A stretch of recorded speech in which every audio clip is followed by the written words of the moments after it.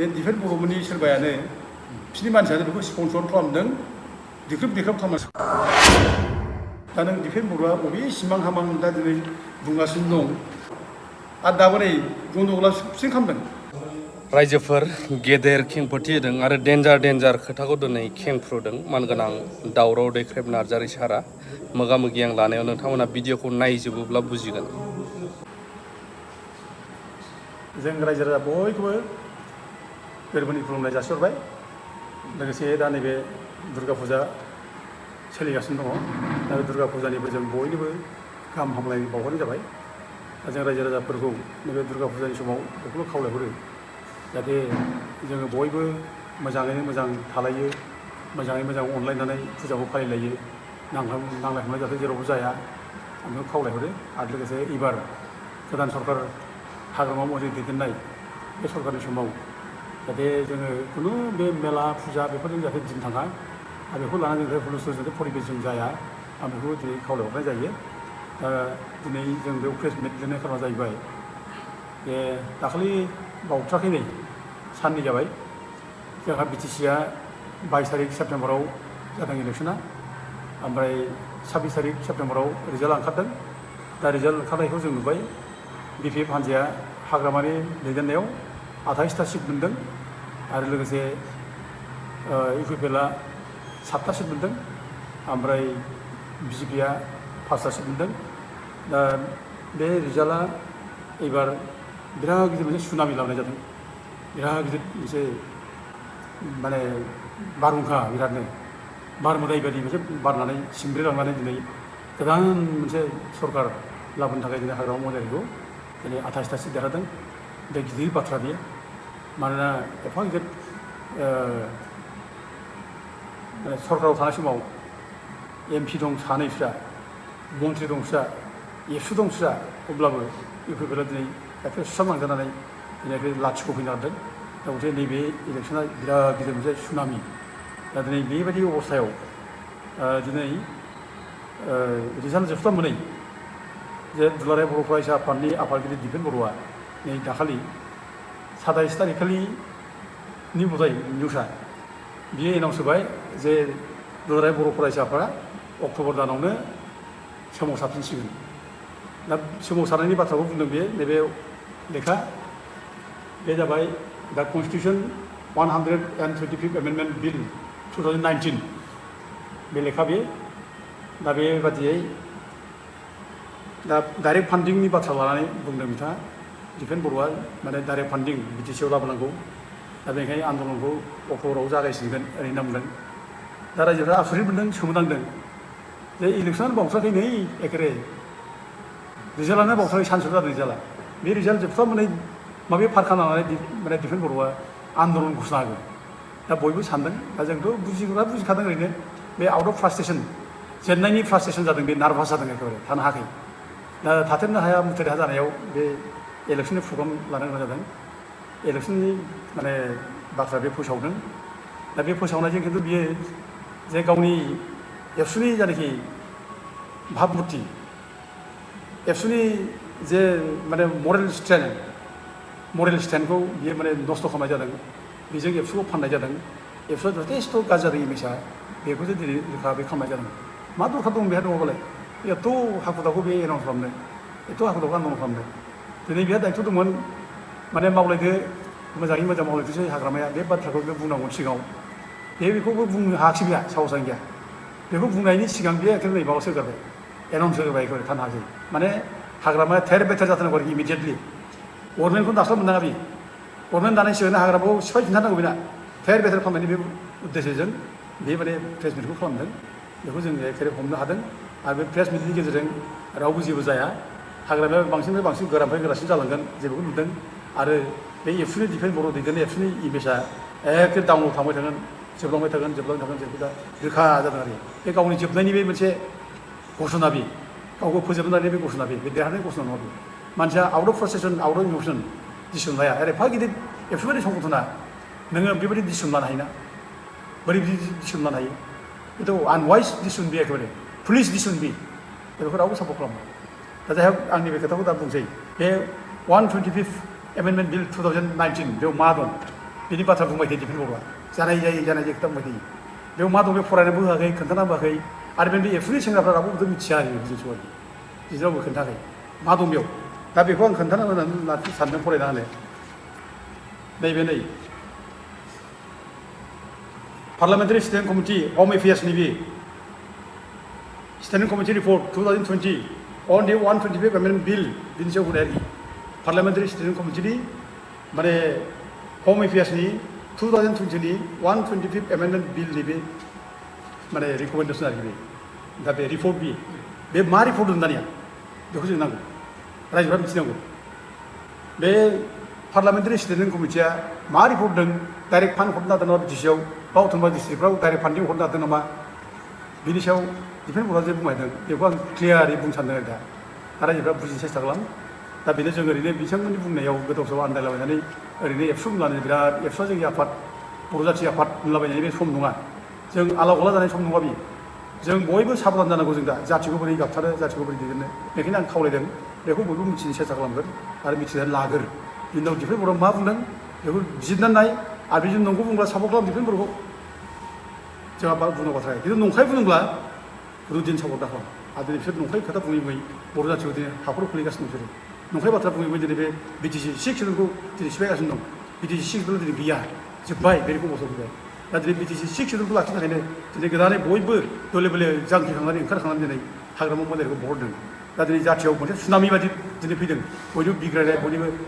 माने जावरिखांनायजों दिनै मोनसे सुनामि बायदि फैदों दा बे हाग्रामा मन्दिरा दिनै सरकार जानानै फैदों बेखायनो नैबे 125 एमेन्डमेन्ट बिलनि रिपर्टआ मा बेलाय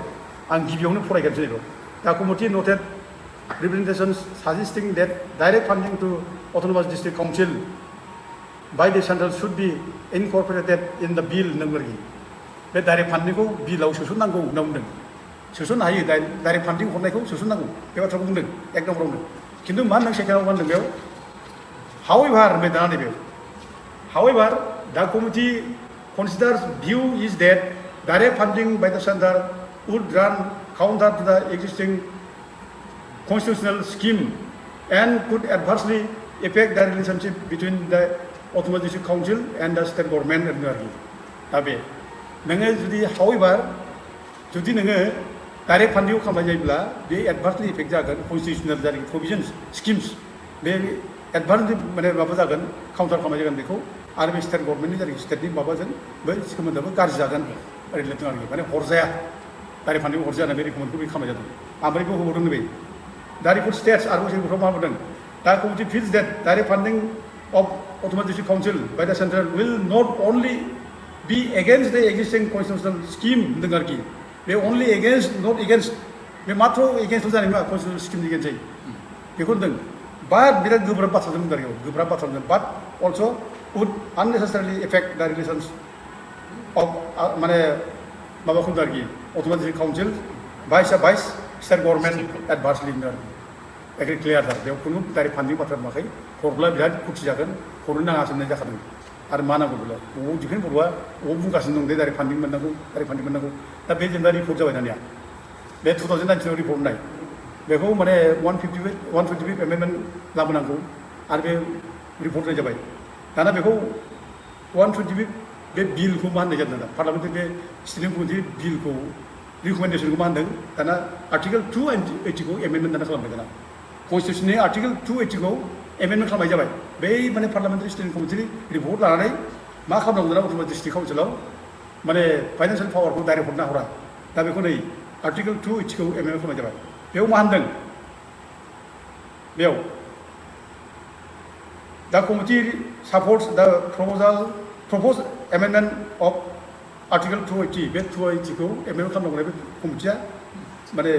प्रप'ज खालामदों आरोखि दा बेखायनो बे कमिटि माबाया आर्टिकेल 280 खौ एमेन्डमेन्ट खालामनानै मा जाखो बेयाव होनदों मा making the finance commission's duty include recommending augmentation of resources of these councils but does not suggest adding any clause for direct funding to autonomous district council by the center. एमेन्डमेन्टआव मा लाबोगोन दा 280 एमेन्डमेन्टआव direct खुनु दिन माने fund खालामनायखौ बेखौ suggest खालामाखै बेखौ बुंखाबाय क्लियार आरोखि बे 2018 एमेन्डमेन्टआव डाइरेक्ट फान्डिं खालामनायखौ साजेस्ट खालामाखै बेखौ होनदों खिन्थु अगमेन्टेसननि बाथ्राखौ बुंदों आरोखि दा बे बोरै बोरै माबा हरगोन बेयाव बुंदों बेयाव माबाखौ It recommends that State Finance Commission should, while distributing funds between state and district councils, earmark resource explicitly for autonomous council. माने डाइरेक्ट फान्डफोरखौ माने स्टेटफ्रा माने एक्सप्लिसिटलि माने एयारमार्क खालामनो हरनांगौ होनदों बेयाव डाइरेक्ट हरनाय बाथ्राखौ बुङाखै दा बेखौसो 280 जायनाखि आर्टिकेल एमेन्डमेन्ट जादों 125 माने जायनाखि एमेन्डमेन्ट बिल 2009 लाबोनाय बेखौ बेयावसो बुंदों आर्टिकेल 280 आव बुंनाय जादों दा गतिके बे चेप्टारा क्ल'ज जोब्बाय बे थैबाय बे जोब्बाय माने डाइरेक्ट फान्डिं जालिया जोब्बाय बे एमेन्डमेन्ट जाखांजोब्बाय माने 125 एमेन्डमेन्टआ जाखांजोब्बाय रिपर्टआ जोब्बाय दा आर्टिकेल 280 आबो माने जाखांजोब्बाय एमेन्डमेन्ट जाबाय दा नों दिफेन बर'आ बबे सिमां हामां दा दिनै बुंगासिनो दं जे माने 125 एमेन्डमेन्ट बिल लाबोनांगौ आरो डाइरेक्ट फान्डिं खालामनांगौ बुंगासिनो दं बोरैहाय आरो बेनि थाखाय बोरैहाय माने बुंगासिनो दं बे जे आन्दलन खालामनो मानो आं माने ओरैबायदि रायजो राजाखौ खावलायनो लुबैबाय रायजोफोर बेबायदि मानसिखौ जों मा खालामनांगौ दोनसाय रायजोफोर सिन्था खालामनायसाय बे नङै खोथा बुंबाय थानाय मानसिखौ जों मा खालामो दा रायजोफ्रा बिचार खालाम बेबायदि मानसिजों थगायजाबाय थानो हायो नामा नङैनि खोथा बुंनाय नङैनि बाथ्रा बुंनाय बिटिआर सुक्ति इमप्लिमेन्ट खालामनांगौ होनना बाथ्रा बुङो दा बुंनोबो हाया बे बिटिआर सुक्तिनि बबे क्ल'जखौ इमप्लिमेन्ट खालामनो बे मोनसे खोथा बुंनो हाया जोंथ' सोंबाय थाबाय जिगु बुं नोङो बबे बिटिआर सुक्तिनि बबे क्ल'जखौ नों इमप्लिमेन्ट खालामनो लादों मोनसेबो खोथा बुङा गोदाव सोराव उदाय मुदाय बुंलाबो बे रन्जन दैमारिखौ बख'नांगौ मानांगौ आरो नोंनि रन्जन दैमारि गनायनि बाथ्राया गैथ्रायाखै नोंसोरो रन्जन दैमारिखौ गनांगौ लिराखै नोंसिनि एकर्डआव रन्जन दैमारिमोनखौ फाइनान्स केस गोनां मानसिफोरखौ जेलाव जोबनानै दोननांगौ होननासो लिरदों बे 9.4 माबायाव बिटिआर सुक्तिनि 9.4 आव क्लियारलि लिरदों अनलि माने नन हाइनास केसखौल' माने आयेन बादियै नायनाय जागोन होननासो बुंदों खिन्थु हाइनास केसखौ जेलाव दं थाथों बिसोर जेलाव दं बेखौसो नायदों दा दिनै बे दिफेन बर'आ बबे बेसेबांसो बुंबाय थानो नागिरो जे रन्जन दैमारिखौ बख'नाय बाथ्रा मा बाथ्रा होननांगौ नोंनि एकर्डआव गैया माने हाग्रामा मोना बिटि सुक्ति खालामदों जेब्ला बिटि सुक्ति खालामो 2003 आव बिसोरनि केसखौ रावबो नायाखै बिसोर मा केस रावबो नायग्राखै खाम्फा बरगयारिया मा केस दं नायाखै चन्द्रन ब्रह्मआ मा केस दं नागिराखै सोङाखै रावबो डाइरेक्ट बिसोर गरग्रा एकर्डआव लिरना दोन जे बिसोर इन्ट्रिम काउन्सिल दानांगौ माने हाग्रामा मन्दिरनि सेक्रेटारिसखौ लानाय बिसोरबो थोनदों इन्ट्रिम काउन्सिल दानो आरो इन्ट्रिम काउन्सिला उइदिन माने 1.5 बोसोरनि गेजेरावनो बिसोरो बे बाउन्डारि टाउन्डारि थि खालामनांगौ कनस्टिटिउन्सि दानांगौ बेखौसो बुंदों बिसोरथ' जेलाव जोबनायनि बाथ्रा बुङाखै खिन्थु बिसोरनि एकर्डआ मा बिदि आरो दिनै बिसोर अब्लाबो बुंलाबाय थायो एखे जालामलानो एखे माने बिटिआर एकर्ड इमप्लिमेन्ट खालामनांगौ मानांगौ बायदिसिना बुंबाय थायो दा बे मिसा खोथा बुंगासिनो दं बे ओमफ्राय मोनसे खोथा बुंखादों बे दाखालि आरोबाव आं बिनि माबाखौ नायदों आरोखि बे नैबे गावसिनि बिटिआर एकर्डनि नैबे 3.2 क्ल'जखौ बुंबाय दं बे थारमाने माने 2 क्ल'जआव मा दं 3.2 क्ल'जआव 60टा सिट बारायनाय खोथाखौ बुंबाय दं 60टा समस्ति बारायनांगौ होनलाबायदों बे इमान गाज्रि मानसि बे आं माने मोजां खोथाखौ बुंनो लुबैला आरोखि बेनिफ्राय माने बेखौ बुंनांगौ गाज्रि खोथासो ओंखारनो नागिरो रायफोरनो नागिरो आरोखि बे मानसि मोजां नंथ्रा नोंनि एकर्डआव लिरदों दिफेन बर'नि एकर्डआव बेयाव 3.7 लिरदों increase in constituencies of BTC up to the maximum of 60 seats after alteration in the area without adversely affecting the existing percentage of reservation tribals जों बेखौ अनेक समाव जों बुंबोबाय फरायना खोन्थाबोबाय मा होननाय जादों बे दिफेन बर' खोन्था बे मोनसे खोथा बुङा बे खिन्थु अगाब सगाब बे बुंगासिनो दं थिफुलानो बे एखेबारे लाजिनो रोङा होनना बुंगासिनो दं बेबायदि 60टा समस्ति बारायनांगौ बिदि बिटिआरआव बुंलागासिनो दं बे लाजिनाय दंना गैया मानसियानो बेथ' लाजिनाय जेबो गैया बे लाजिनाय दंब्ला खेबसे मोनसे खोथा बुंखाबाय दिफेन बर'आ बे गामि दानख'नायनि जे क्ल'ज दङ बिटिसिआ गामि दानख'नाय मा थाबोगोन जों सोंबाय थादों नोंसोर मानो माने गामि दानख'नाय एकर्ड खालामना लाबोखो नोंसोर 3.2 आव दं बे गामि दानख'नाया मानो गामि दानख'नाय माने एकर्ड खालामना लाबोखो बे होनब्ला लेरफ्लादोंसो होनबाय बियो गामि दानख'नायखौ लेरफ्लादोंनो सासे एबसुनि प्रेसिडेन्टआ लाजिया नामा बेबायदि खोथा बुंनो एकर्डआ लेरफ्ला जायो नामा जेराव हम मिनिस्टार थालायनाय एकर्ड बियो बेयाव लेरफ्ला जायो नामा बे दिफेन बर' लाजि रोङि मानसि बे बिदि बुंदों दा बेबायदि लाजि रोङि मानसिजों जों माने फिदिंजानो नाङा आरो जों थगायजानो नाङा जाथिया एसे मजबुत जाथि जानांसिगौ दा जाथि जानांसिगोन जोङो दा गोदान सरकार फैबाय जेब्ला जों बयबो कपारेटिभ नांगौ बयबो माने आवगायबोनांगौ जाहाथे सान्थिपुर्ण भाबै जों बिटिसिखौ सालायलांनो हायो 17 बोसोराव जों जेरै सान्थि भाबै सालायलांदों बायदि सान्थि भाबै सालायलांनो हायो गोगोम मोनसे बिटिसि अनलायनायनि गेजेरजों माने बिराद मोनसे डेभेलपमेन्ट जौगानाय गोरिब गुन्द्रा आइ आफा बयखौबो लाफानानै जों जाहाथे माने सालायलांनो हायो बेनि थाखाय जों जेरै बे माने हाग्रामाखौ जों सापर्ट खालामनांगौ जों बेखौ जों खावलायो 17 बोसोरावबो एथ' मोजां सावलायलांदों खिन्थु डिस्टार्ब खालामनानै बे डिफेन्डमेन्टखौ डिस्टार्ब खालामनोसै 17 बोसोर जत' जादों बे डिपार्टमेन्ट डिस्टार्ब खालामदों बेनि बादै खुनु रावबो डिस्टार्ब खालामाखै आरो दाबो नै गन्दगला सिं खालामदों बिसोरनो बुंलाबायो माने माबानो एखेबारे बे प्रमद बर' लिरनाय समावलाय गुलि गंसे बेरफुआखैनो आगोल खुनु रावबो माने असान्थि जानाखै होनदों गुलि गंसे बेरफुआखै बे जोंसारखौ सोर गावथारा बे जनक कुमार ब्रह्मखौ सोर गावथारा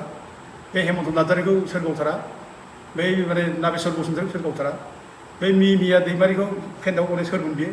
आरो बे हिन्जावफोरखौ दख'ना खुबानो माव गारख्लायनायबा सोर बिसोरनि सरकार नङाब्ला बे न' बां सावनानै अनेक होखारबाय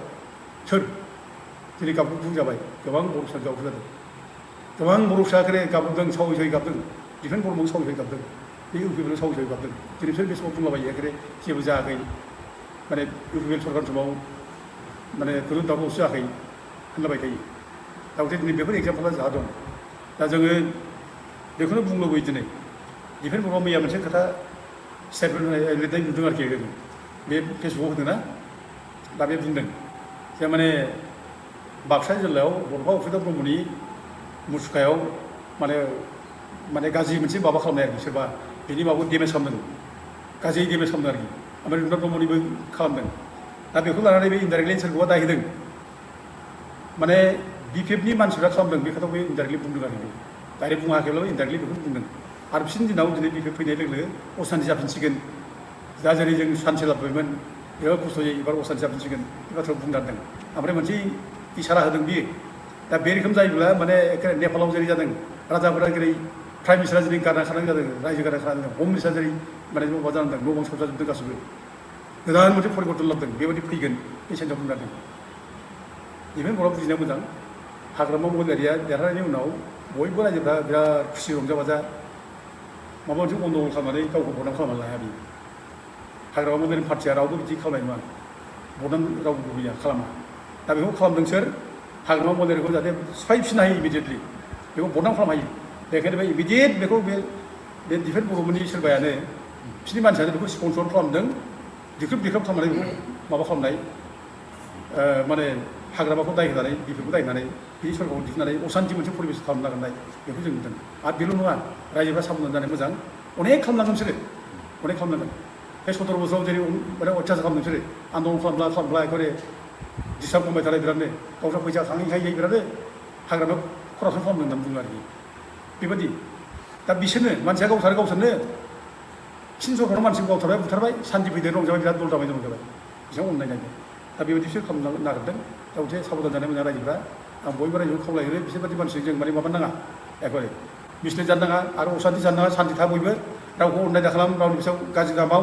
आरो बड'फानि जायनाखि मुर्तियाव जायनाखि गाज्रि मोनसे माबा खालामबाय देफायनानै लाबोबाय बिनि मुर्तिखौ खथि खालामबाय बे मानसिखौ नागारनांगौ आरो साजा होनांगौ जों बेखौ लुबैयो आरो दिनै बे डिफेन्समोनहा बेफोरबायदि गाज्रि खामानि मावनायखौ सब